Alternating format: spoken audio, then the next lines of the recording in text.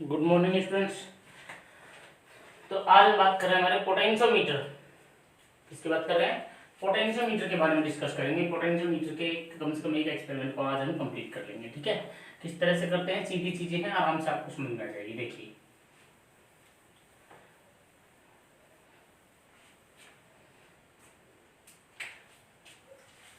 सबसे पहले पोटेंशियोमीटर के बारे में कुछ छोटी मोटी बातें जान लेते हैं कि पोटेंशियोमीटर होता क्या है, क्या इसके यूज है और कैसे इसे यूटिलाइज किया जाता है। देखिए, पोटेंशियोमीटर एक्चुअल में क्या होता है, 1 मीटर लंबा ही क्या होता है, एक वुडन बॉक्स होता है।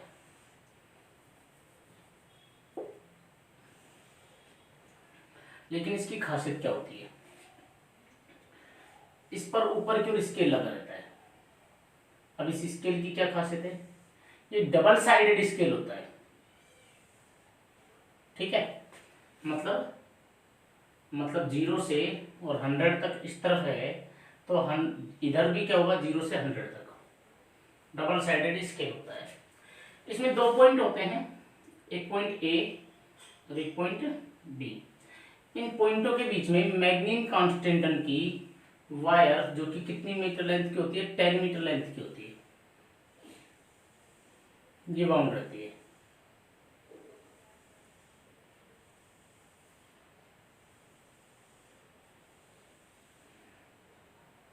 इस तरह से 10 मीटर लेंथ की वायर बाउंड रहती है यहाँ पे। ठीक है, अब क्या काम आता है, ये किसकी होती है, ये होती है मैग्नीन कांस्टेंटन। ये मैग्नीन कांस्टेंटन की बनी होती है। अब क्या कहानी है, पूरी समझिए अच्छे से। देखिए, एक्चुअल में एक ऐसा इंस्ट्रूमेंट है जिसकी हेल्प से हम सेल का EMF, terminal potential, potential drop और क्या निकाल सकते हैं, और सेल का इंटरनल रेजिस्टेंस, ये 4 चीजें हम इससे फाइंड कर सकते हैं। ये होता है क्या, हमारा potentiometer. Potentiometer is a electrical instrument which have 10 metre manganin constantan wire and its based on null deflection, null deflection of galvanometer। Null deflection of galvanometer के प्रिंसिपल पे ये वर्क करता है। नल डिफ्लेक्शन मतलब जीरो डिफ्लेक्शन, गैल्वेनोमीटर में कोई current flow नहीं करे, तो नल डिफ्लेक्शन ऑफ गैल्वेनोमीटर के प्रिंसिपल पे काम करते हुए और 10 मीटर के, कितने मीटर के, 10 मीटर के मैग्नीन कांस्टेंटन के वायर की हेल्प से क्या क्या फाइंड कर सकता है, EMF of cell, terminal potential, potential drop between the points and internal resistance of primary cell. ये 4 चीजें फाइंड कर सकता है। ये एक मल्टीपर्पज इलेक्ट्रिकल इंस्ट्रूमेंट है। ठीक है भैया, क्लियर यहां तक। चलिए, अब क्या खासियत है, अब ध्यान से सुनेंगे। इसमें पहला क्वेश्चन बनता है, सबसे पहला, कि स्टैंडर्डाइजेशन ऑफ पोटेंशियोमीटर। क्वेश्चन पूछ लेता है कि what is the standardisation of potentiometer. पहला क्वेश्चन है व्हाट इज द स्टैंडर्ड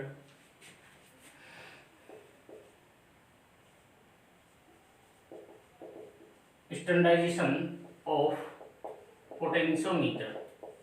क्या देता है कि स्टैंडर्डाइजेशन ऑफ पोटेंशियोमीटर क्या होता है।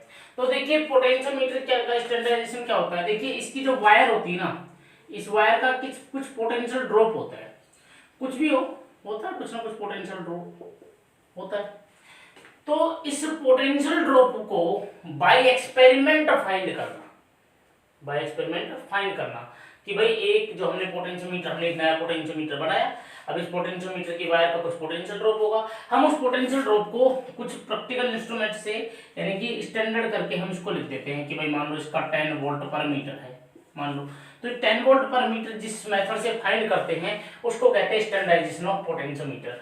यानी कि स्टैंडर्डाइजेशन ऑफ पोटेंशियोमीटर क्या है, standardisation of potentiometer, it is the finding method of potential drop, it is the finding method of potential drop of potentiometer by using of experiment या on based of experiment is known as standardization of potentiometer। Potentiometer के potential drop को practical या समझें कि किसी method से अगर हम जिस मेथड से फाइंड करते हैं, प्रैक्टिकल मेथड से फाइंड करते हैं, ठीक है, उसको हम क्या कहते हैं, इसको हम कहते हैं स्टैंडर्डाइजेशन। स्टैंडर्डाइजेशन बोलो क्लियर है? और क्लियर है कि नहीं? चलिए दूसरा क्वेश्चन आता है कि भैया पोटेंशियल ड्रॉप, अगर बात करें दूसरे क्वेश्चन की, तो क्वेश्चन पूछता है कि भाई पोटेंशियल ड्रॉप जो है ना, यानी कि पोटेंशियल ड्रॉप, पोटेंशियल डिफरेंस, ये वोल्टमीटर भी फाइंड करता है और पोटेंशियोमीटर भी फाइंड करता है। तो अच्छा कौन है? अच्छा कौन है? Which is better between the potentiometer and voltmeter to find potential drop, to find potential drop. तो पोटेंशियल ड्रॉप को फाइंड करने के लिए पोटेंशियोमीटर ज्यादा अच्छा है या वोल्टमीटर ज्यादा अच्छा है, क्वेश्चन पूछ लेता है। तो कौन ज्यादा अच्छा है भैया? ज्यादा अच्छा आप खुद ही समझ लीजिए। देखिए ये कैसे काम करेगा, ये गैल्वेनोमीटर से कोई करंट नहीं लेगा, ये मतलब सर्किट से कोई करंट लेगा ही नहीं, जीरो करंट, नल डिफ्लेक्शन मतलब जीरो करंट। जबकि मान लो एक रेजिस्टेंस है, ये आर, अब इसमें आई करंट फ्लो कर रहा है, कितना करंट फ्लो कर रहा है? आई करंट फ्लो कर रहा है। अब आपसे कहे कि भैया मुझे बताओ इसका पोटेंशियल ड्रॉप फाइंड करना है, वोल्ट मीटर से करूंगा तो क्या आएगा, अच्छा रहेगा, या पोटेंशियल मीटर से करूंगा तो अच्छा आएगा? चलिए पहले वोल्ट मीटर से करते हैं। तो वोल्ट मीटर में हमने वोल्ट मीटर पैरेलल में कनेक्ट कर दिया। अब वोल्ट मीटर कनेक्ट कर दिया भैया, अब क्या होगा, वोल्ट मीटर तो डिफ्लेक्शन के प्रिंसिपल पे काम करता है कि नहीं करता है? ठीक है, ये तो एंगुलर टॉर्क के प्रिंसिपल पे वर्क करता है, तो इसे कुछ तो करंट चाहिएगा। मान लो अभी सर्किट में करंट चला गया आई डैश, मान लो सर्किट में करंट कितना चला गया, आई डैश, तो इधर कितना बचा, आई माइनस आई डैश। तो अब जो पोटेंशियल आएगा, वी डैश नाम देता हूं, वो क्या होगा, वो होगा ओम्स लॉ के according I minus I dash into R. जबकि एक्चुअल में कितना था, एक्चुअल में अगर ये रेजिस्टेंस था हमारा आर और इसमें आई करंट फ्लो कर रहा था, तो ओम्स लॉ के अकॉर्डिंग कितना आना चाहिए था, वी बराबर आई आर। तो एक्चुअल में इसका मतलब V dash is less than किसके है, वी के है, मतलब कुछ तो पोटेंशियल में कमी है, आई कि नहीं आएगी? क्लियर? यानी कि इसने एक्चुअल सही मेजर नहीं किया, सही मेजर नहीं किया। चलो अब जरा आ जाते हैं पोटेंशियोमीटर पे। मान लो इसकी जगह मैंने पोटेंशियोमीटर कनेक्ट किया, या रेजिस्टेंस था या आई करंट था, मान लो यहाँ पे मैंने पोटेंशियोमीटर कनेक्ट किया। अब पोटेंशियोमीटर का काम क्या है, नल डिफ्लेक्शन, मतलब ये कोई करंट लेगा ही नहीं, कोई करंट लेगा ही नहीं, आई डैश की वैल्यू कितनी होगी, जीरो, मतलब सारा का सारा करंट किससे पास होगा, इसी रेजिस्टेंस से पास होगा। तो अब जो पोटेंशियल आएगा वो कितना आएगा, वी बराबर आई आर। तो अब आप मुझे बताओ सही कौन सा, अच्छा कौन सा है, ये वाला अच्छा है कि ये वाला? इसने सही बिल्कुल एग्जैक्ट मेजर किया, जबकि इसने कुछ कमी की। मतलब क्लियर है? क्लियर नहीं है? तो पोटेंशियोमीटर में और वोल्टमीटर में ज्यादा अच्छा कौन सा है, तो पोटेंशियोमीटर है। क्यों है? क्योंकि ये सर्किट से कोई भी करंट कैप्चर नहीं करता है, सर्किट से करंट नहीं लेता है, जबकि वोल्टमीटर सर्किट से करंट लेता है। तो क्या लिखेंगे, potentiometer is the best between the voltmeter and potentiometer because the its work on null deflection of galvanometer, so it can't take any type of current या any current from the circuit। ये circuit से कोई current नहीं लेता, इसलिए सही potentiometer सही potential drop major करता है। बोलो क्लियर? क्लियर है कि नहीं है? यहाँ तक बात आपको समझ में आई है कि नहीं आई है? बोलिए।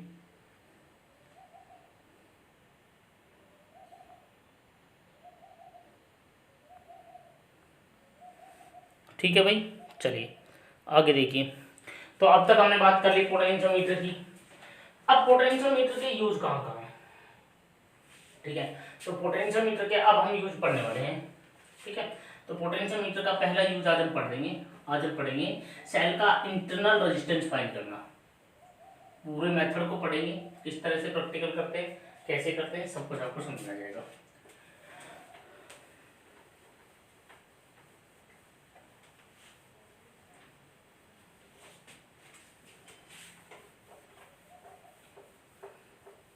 ये सेल का ईएमएफ पढ़ोगे, चलो सेल का ईएमएफ पढ़ लेते पहले ना, फिर पोटेंशियोमीटर पढ़ेंगे, फिर पढ़ेंगे इंटरनल रेजिस्टेंस।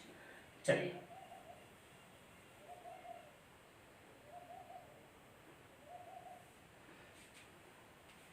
क्या पढ़ने वाले हैं,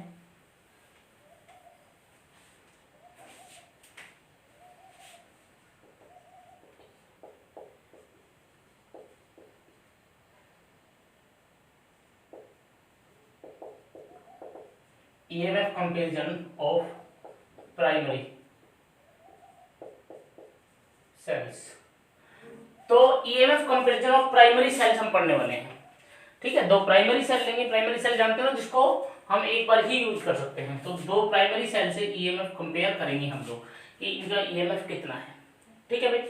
चलिए, तो देखिए इसमें पोटेंशियोमीटर में दो सर्किट होते हैं, एक होता है प्राइमरी सर्किट, एक होता है सेकेंडरी सर्किट, ठीक है।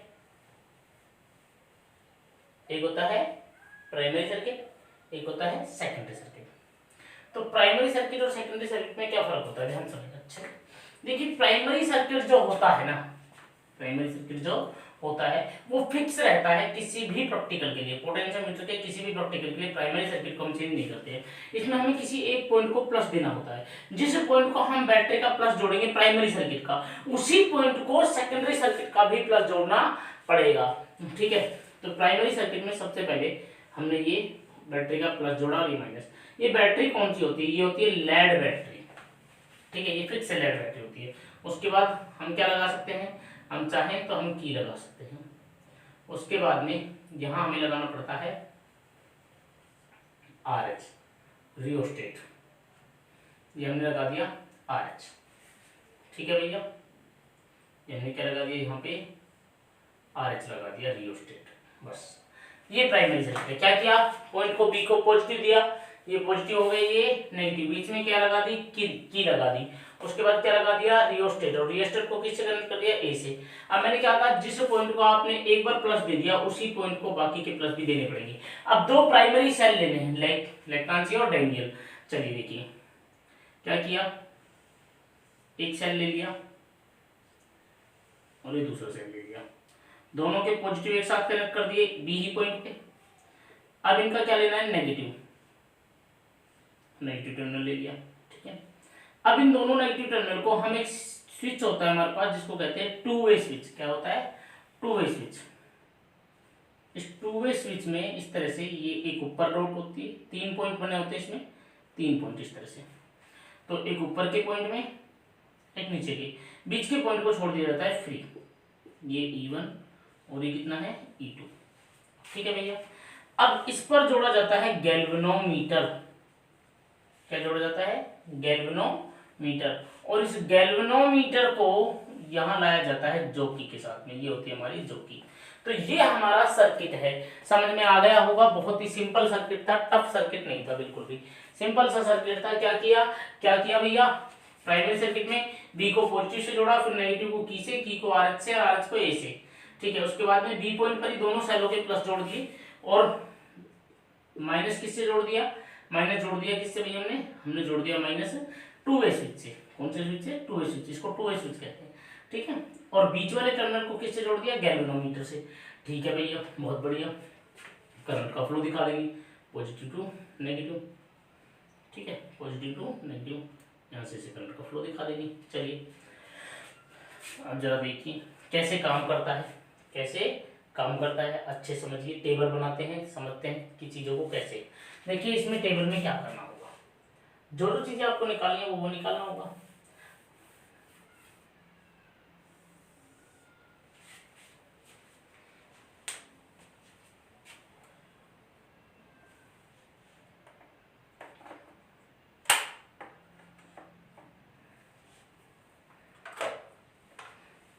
चलिए देखिए किस तरह से करते हैं, बहुत ही बेसिक चीजें।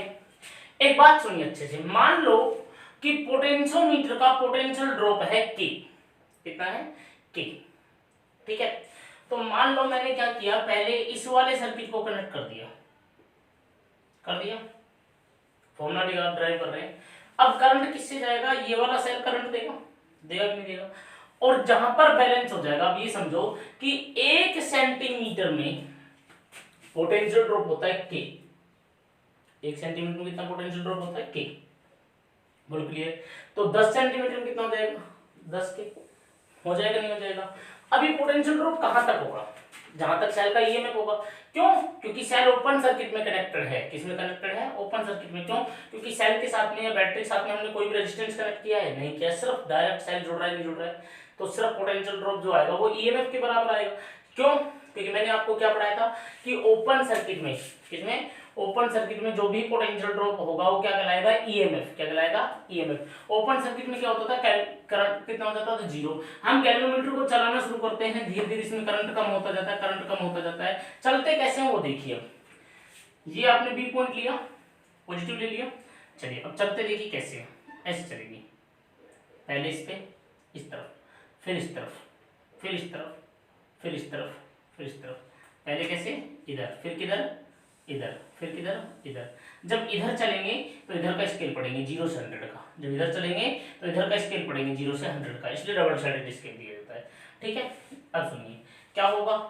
अब ये ऐसे होगा कि हम ऐसे चलेंगे, अब धीरे धीरे जैसे हम चलते जाएंगे वैसे वैसे गैल्वेनोमीटर में करंट कम होता जाएगा, और एक जगह ऐसी आएगी जहां पे गैल्वेनोमीटर में करंट कितना हो जाएगा, जीरो। मतलब सर्किट से कोई करंट नहीं बह रहा है, मतलब सर्किट कैसा हो गया, ओपन हो गया। क्या हो गया, ओपन। उस सिचुएशन में जो भी पोटेंशियल ड्रॉप आएगा क्या वो ईएमएफ होगा, बोलो होगा कि नहीं होगा, वो ईएमएफ होगा। इसमें कोई शक वाली बात नहीं, क्योंकि ओपन सर्किट में जो पोटेंशियल ड्रॉप होता था वो ईएमएफ होता था। तो अब हम जैसे जैसे चले भाई, यहां से चलना शुरू किया, करंट कम होता गया, मान लो इस पॉइंट पर आकर के और मेरा करंट हो गया जीरो। मेरा करंट कितना हो गया, जीरो। तो यहां पर जो भी पोटेंशियल ड्रॉप आएगा वो क्या कहलाएगा, क्या कहलाएगा, क्या कहलाएगा भैया, ईएमएफ। अभी पोटेंशियल ड्रॉप आया कितना है वो निकालना है।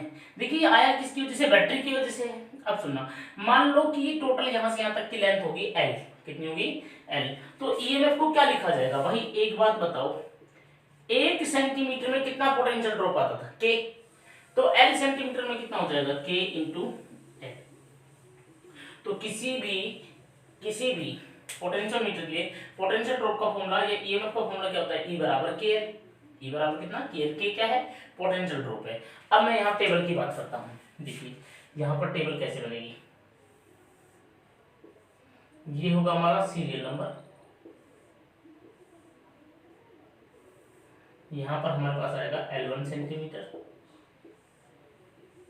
यहाँ पर हमारे पास आएगा L2 सेंटीमीटर, यहाँ पर हमारे पास आएगा E1, कितना होगा E1 मुझे बता दीजिए, के L1 पहले सेल के लिए, और यहाँ पर हमारे पास आएगा E2 कितना, के L2, और यहाँ पर हमारे पास क्या आएगा, हमें कंपेयर करना है तो E1 अपॉन E2 बराबर के L1 अपॉन कितना, के L2। के से के कैंसिल हो जाएगा तो कितना आएगा, L1 अपॉन L2। ठीक है भैया, क्लियर है, अरे क्लियर है कि नहीं है। चलिए ध्यान से सुनिए, बाकी इसकी जरूरत नहीं पड़ती है, हम यहीं तक इतना ही छोड़ देते हैं, इसकी E1 और E2 की जरूरत नहीं पड़ती, डायरेक्ट लिखते हैं। ठीक है, ये कितना हो जाएगा हमारा, E1 अपॉन E2 बराबर L1 अपॉन कितना, L2, और यहाँ पर क्या आ जाएगा, E1 अपॉन E2 का एवरेज। ठीक है भैया, अब क्यों निकाला, ऐसा क्यों किया, E1 अपॉन E2। सोचो पहले सेल को मैंने कनेक्ट किया, तो पहले सेल को कनेक्ट करने पर L1 लेंथ आ जाती, तो पहले सेल का ईएमएफ कितना आ जाएगा, E1 बराबर के L1। अब उसके बाद मैंने इस स्विच को ऑफ किया, इन दोनों को कनेक्ट किया, इन दोनों को कनेक्ट किया। अब मेरे पास कुछ वापस से चलाऊंगा, कुछ ना कुछ फिर से बैलेंसिंग लेंथ आएगी, तो E2 बराबर कितना आ जाएगा, के L2। मान लो लेंथ L2 आती है, तो मुझे क्या निकालना है, E1 अपॉन E2। तो फॉर्मूला क्या हो जाएगा, के L1 अपॉन के L2। अब एक ही पोटेंशियल मीटर है तो पोटेंशियल ड्रॉप फिक्स रहता है हर एक, ये पोटेंशियल मीटर का स्टैंडर्डाइजेशन इसलिए करते हैं। तो E1 अपॉन E2 बराबर L1 अपॉन L2, ये फॉर्मूला है। अब देखिए कैसे करते हैं। सबसे पहले हम क्या करते हैं, पूरे सर्किट को कनेक्ट करने के बाद में किसी भी एक सेल की इसको कनेक्ट कर दिया, मान लो हमने इसको कनेक्ट कर दिया। अब हम क्या करेंगे, पहले हमारी ज्योति को ए पॉइंट पे टच कराएंगे, फिर बी पे। ऐसा करने से हमें क्या मिलेगा, जब हमने ए पॉइंट पे टच कराया तो हमारे गैल्वेनोमीटर का, ये तो हमारी नल डिफ्लेक्शन होती थी, हमारी गैल्वेनोमीटर की जो नीडल है वो इधर जानी चाहिए। ठीक है, उसके बाद फिर बी पे टच कराएंगे तो हमारे गैल्वेनोमीटर की नीडल इधर जानी चाहिए। अगर दोनों तरफ नीडल जा रही है इसका मतलब सर्किट सही है, नहीं तो सर्किट गलत है। फिर अगर नहीं जा रही तो क्या करें, तो आरएच को थोड़ा सा मूव करेंगे, आरएच को थोड़ा सा क्या करेंगे, मूव करेंगे। पहले सर्किट को सारे को टाइट कर देंगे, उसके बाद आरएच को थोड़ा सा मूव करेंगे, उसके बाद डिफ्लेक्शन दूसरी तरफ चल जाएगा। अगर उसके बाद भी नहीं जाता है तो ये बैटरी खराब है, इस बैटरी को चेंज कर दिया जाएगा, ये वाली बैटरी खराब है प्राइमरी सर्किट की। ठीक है भैया, इस तरह से हम करेंगे। उसके बाद फिर क्या करेंगे, फिर सबसे पहले हम इस की को नाम दे दिया हमने K1 और इस की को नाम दे दिया हमने K2। तो K1 को ऑन करेंगे, किसको ऑन करेंगे, K1 को। सबसे पहले हम क्या करेंगे, K1 हमारा ऑन है और K2 हमारा क्या है, ऑफ है। और फिर हम पहला एक्सपेरिमेंट करेंगे, मान लो L1 मेरी कुछ भी आ जाती, मान लो मेरी आ जाती 400 सेंटीमीटर। ठीक है, फिर उसके बाद में क्या करेंगे, उसके बाद में हम अगले इस पॉइंट पे हम क्या करेंगे भैया, उसके बाद हम K1 को कर देंगे ऑफ और K2 को क्या कर देंगे ऑन। अब हमारे पास L2 की वैल्यू भी आ जाएगी, मान लो L2 की वैल्यू आ जाती है 540, ठीक है। तो अब क्या करेंगे 400 अपॉन 540 सोल्व करेंगे, ठीक है। अगले एक्सपेरिमेंट में हमें ऐसे 5 ऑब्जर्वेशन देने हैं, फिर अगले ऑब्जर्वेशन में क्या करेंगे, अब अगले ऑब्जर्वेशन में हम RH को थोड़ा सा खिसकाएंगे, RH को थोड़ा सा खिसकाएंगे, बिल्कुल थोड़ा सा मामूली सा खिसकाएंगे और फिर से वही सिचुएशन करेंगे, फिर से K1 को ऑन करेंगे और फिर से K2 को, फिर से K1 को ऑन करेंगे, L1 निकालेंगे, फिर से K2 को ऑन करेंगे, L2 निकालेंगे, फिर क्या करेंगे, फिर से वैल्यू रखेंगे, फिर RH को थोड़ा सा खिसकाएंगे, मतलब एक बार RH को खिसका के L1 और L2 दोनों की वैल्यू निकालते हैं, L1 और L2 दोनों की वैल्यू निकालते हैं, फिर क्या करते हैं, फिर RH को मूव करते हैं, फिर दोबारा से L1 और L2 निकालते हैं, फिर क्या करते हैं, फिर RH को मूव करते हैं, फिर से L1 और L2 वैल्यू निकालते हैं।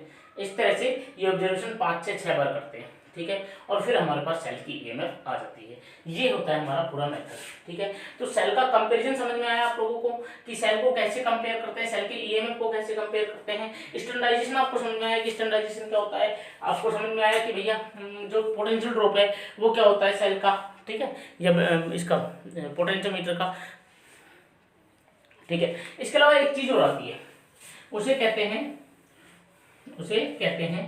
Potential gradient of potentiometer.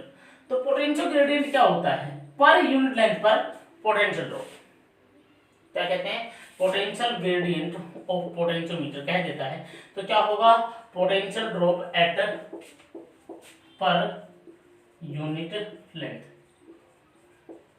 ठीक है भैया, यानी कि K क्या होगा, V upon L, potential drop at per unit length is known as potential gradient. क्या होगी यूनिट, वोल्ट पर मीटर। बोलो क्लियर है, अरे क्लियर है कि नहीं है, तो क्या कह देता है, potential drop at per unit length, बोलो क्लियर। तो ये स्टैंडर्ड पोटेंशियल ग्रेडियंट अगर आपसे पूछे तो कर दोगे, कोई समस्या नहीं है। नेक्स्ट बढ़ जाए आगे, चलिए। तो अब हम पढ़ेंगे क्या करना भैया, सेल का इंटरनल रेजिस्टेंस फाइंड करना, सेल का इंटरनल रेजिस्टेंस फाइंड करना। सेल का इंटरनल रेजिस्टेंस कैसे फाइंड करते हैं, उसमें भी कोई बड़ी चीज नहीं है। देखो सेल का इंटरनल रेजिस्टेंस कब आएगा, अब तक तो अगर बात करूं तो ध्यान से देखो, हर बार गैल्वेनोमीटर जीरो को दिखा रहा था, तो सेल से कोई करंट नहीं हो रहा था, तो सेल ओपन सर्किट में था। जब सेल ओपन सर्किट में होता है तो उस पर कोई भी इंटरनल रेजिस्टेंस इफेक्टिव नहीं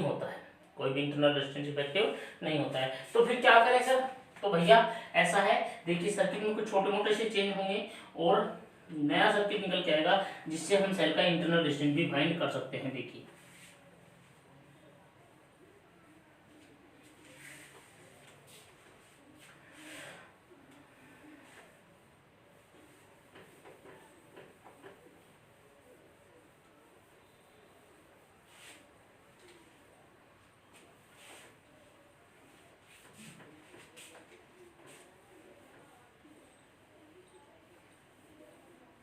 आप क्या पढ़ रहे हैं, internal resistance of cell, primary cell.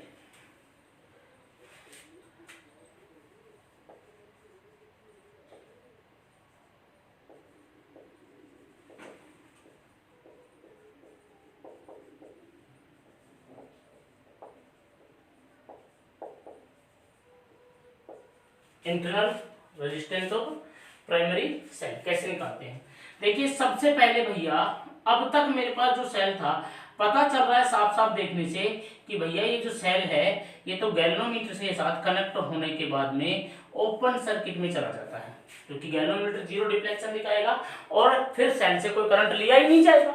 जब सेल से करंट लिया ही नहीं जाएगा तो इंटरनल रेजिस्टेंस इफेक्ट करेगा ही नहीं। तो फिर क्या करें, तो करते ये हैं कि हम इसके साथ में एक रेजिस्टेंस बॉक्स को कनेक्ट कर देते हैं और इस रेजिस्टेंस बॉक्स को कनेक्ट करते हैं एक की से और फिर इसको कनेक्ट कर देते हैं ऐसे, यानी कि सेल के पैरेलल में हम एक रेजिस्टेंस बॉक्स और एक की लगा देते हैं। क्यों लगा देते हैं कि हम मान लो गैल्वेनोमीटर से डिफ्लेक्शन हमारा जीरो है, लेकिन हम रेजिस्टेंस बॉक्स से डॉट उखाड़ देते हैं। उससे क्या होगा कि बेशक पोटेंशियोमीटर करंट ना ले, लेकिन रेजिस्टेंस बॉक्स में जो रेजिस्टेंस है वो तो कुछ करंट लेगा, इसका मतलब सेल ओपन सर्किट ना रह के क्या हो जाएगा, क्लोज सर्किट हो जाएगा, ओपन सर्किट ना रह के क्या हो जाएगा, क्लोज सर्किट हो जाएगा। अब कैसे काम करते हैं समझिए अच्छे से। पहले मुझे ओपन सर्किट और क्लोज सर्किट के बारे में, यानी कि मुझे पहले थोड़ा सा इंटरनल रेजिस्टेंस के फॉर्मूले के बारे में बात कर लेने दीजिए। देखिए मुझे एक बात बताइए, मान लो एक सेल है, यहाँ लिख रहा हूँ, मान लो एक बैटरी है, प्लस माइनस, बैटरी का इंटरनल रेजिस्टेंस है स्मॉल आर, और मान लो बैटरी को हमने एक आर रेजिस्टेंस से कनेक्ट कर रखा है। नीचे लिख देता हूँ, हो सकता है तुम्हें दिखाई नहीं दे रहा हो। मान लो ये बैटरी है, जिसका इंटरनल रेजिस्टेंस है, इस बैटरी को हमने एक्सटर्नल रेजिस्टेंस आर से कनेक्ट कर रखा है, प्लस माइनस। ये मेरी बैटरी है यहाँ से यहाँ तक की, इसमें मान लो आई करंट बह रहा है, कितना करंट बह रहा है, आई। ये सेल का ईएमएफ है ई, तो ये V, तो ये कितना कह सकते हैं, 0। अब मैं अगर इधर से इधर जाऊंगा तो बढ़ूंगा कि घटूंगा, करंट ऐसे आ रहा है, करंट तो ऐसे आ रहा है। अब देखिए चलिए, V बढ़ रहे हैं घट रहे हैं, E पर हम क्या जा रहे हैं, प्लस से माइनस पे जा रहे हैं, हम तो 0 की तरफ जा रहे हैं ना, तो माइनस का E। और इसमें बात करें तो प्लस हो जाएगा माइनस, क्योंकि करंट इधर से आ रहा है, तो ये प्लस और ये क्या हो जाएगा, माइनस हो जाएगा। तो हम बढ़ रहे हैं करंट के अगेंस्ट चलते, तो हम हमेशा बढ़ते ही हैं, तो प्लस का कितना, आई आर बराबर 0। हमें तो आर निकालना है, तो क्या होगा, इन सबको इधर ले जाएंगे, तो आई आर बराबर ई माइनस बी, तो आर बराबर E minus B upon I. Ohm's law से इसकी बात करें, अगर इस रेजिस्टेंस की बात करें तो V बराबर कितना होता है, आई आर, तो आई बराबर कितना हो जाएगा, V अपॉन आर। तो क्या लिखा जाएगा, लिखा जाएगा इधर देखिए, स्मॉल आर बराबर E minus V upon V into कितना, आर। ये मेरे पास इंटरनल रेजिस्टेंस का फॉर्मूला आया कि स्मॉल आर बराबर E minus V upon V into are.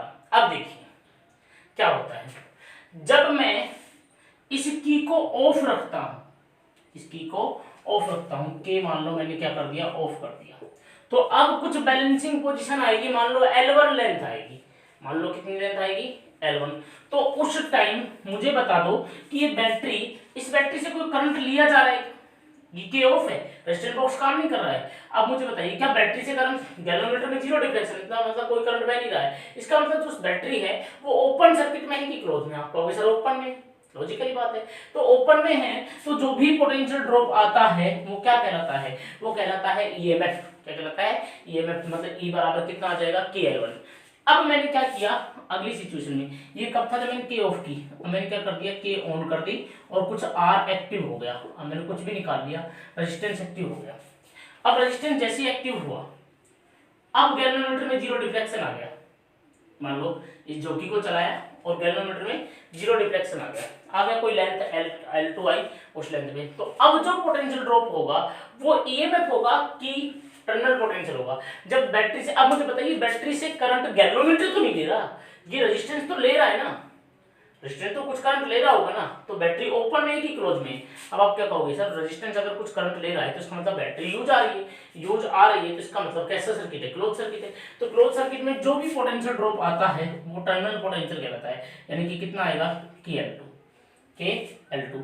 तो फॉर्मूला क्या बन जाएगा देन, स्मॉल आर बराबर KL1 minus KL2 upon KL2 into कितना आर, के कॉमन आके कट जाएगा, तो L1 minus L2 upon L2 into कितना आर। ये हमारे पास फॉर्मूला आया किसका, सेल के ईएमएफ को, सेल के इंटरनल रेजिस्टेंस को फाइंड करने का। क्या, L1 minus L2 upon L2 into कितना आर। L1 क्या होती है मुझे बताइए, L1 क्या होती है, जब ये की ऑफ हो, जब ये की ऑफ हो, ये वाली की ऑफ कर रखी हो, तो जो बैलेंसिंग लेंथ आएगी वो L1 होगी, और जब की ऑन हो, रेजिस्टेंस एक्टिव हो, तो उस टाइम पे जो बैलेंसिंग लेंथ आएगी वो क्या कहलाएगी, L2। चलिए देखिए अब इसका सर टेबल कैसे बनाते हैं, देखिए सीरियल नंबर, सबसे पहले यहाँ पे क्या आएगा, L1 सेंटीमीटर, फिर यहाँ पे क्या आएगा, R ओम जो भी रेजिस्टेंस एक्टिव किया, यहाँ पे क्या आएगा L2, यहाँ पे क्या आएगा स्मॉल r बराबर L1 minus L2 upon L2 into कितना R ओम, यूनिट लगाना ना भूले, और यहाँ पे क्या आ जाएगा R एवरेज ओम में। ठीक है भैया, चलिए अब देखिए कैसे करते हैं। सबसे पहले सीरियल नंबर, सबसे पहले हम क्या करेंगे, की ऑफ रखेंगे, यहाँ पे क्या होना चाहिए, की ऑफ होना चाहिए, और यहाँ पे क्या होना चाहिए, की ऑन होना चाहिए। ठीक है। तो हमने यहाँ पे क्या किया, की को ऑफ कर दिया, ये वाली की कि इसको ऑफ कर दिया और उस गैल्वेनोमीटर को चलाया, जॉकी को चलाया। जॉकी को चलाने के बाद हमें कुछ क्या मिलेगा, बैलेंसिंग लेंथ मिलेगी। हमने यहाँ पे बैलेंसिंग लेंथ निकाल ली, मान लो कुछ भी आती है, मान लो आती है 600 सेंटीमीटर आती है, ठीक है। उसके बाद हम क्या करेंगे, हम की को ऑन कर देंगे, डॉट लगा देंगे। डॉट लगाने के बाद में हम मान लो 1 ओम का रेजिस्टेंस निकाल लेते हैं। तो अब कुछ लेंथ आएगी, मान लो 300 आ जाती है, मान लो ऐसे मैंने मान लिया, ठीक है। तो अब यहाँ पे फॉर्मूला रखेंगे कि 600 माइनस 300 बटे 300 इंटू कितना 1। बोलो क्लियर है। अगली सिचुएशन में क्या करेंगे, अगली सिचुएशन में हम दूसरे 2 ओम का निकाल लेंगे। अब ये तो फिक्स ही रहेगा, ये 600 चलेगा, क्यों, क्योंकि ये तो चेंज होने वाला नहीं है, EMF तो जो है वो है। उसके बाद हर बार क्या चेंज होगी, आर की वैल्यू चेंज होगी और L2 की वैल्यू, आर की वैल्यू चेंज होगी और L2 की वैल्यू चेंज होगी। इस तरह से हम निकाल के 5 से 6 ऑब्जर्वेशन करेंगे और सेल का इंटरनल रेजिस्टेंस भी निकाल लेंगे। बोलो क्लियर है, चीजें यहाँ तक आपको समझ में आ गई होगी, हम सब कोई दिक्कत वाली बात नहीं है। चलिए अब 2 टॉपिक बचे इस चैप्टर के, छोटे छोटे से, उन दोनों टॉपिकों को कल कर देंगे और चैप्टर हो जाएगा हमारा फिनिश, ठीक है भाई। मिलते हैं फिर नेक्स्ट वीडियो के अंदर। आपको अच्छे समझ में आया, कुछ दिक्कत आ रही हो तो आप मुझे बता सकते हैं, कमेंट कर दें या फिर मुझे कॉल कर लें, कोई समस्या नहीं। मिलते हैं फिर नेक्स्ट वीडियो।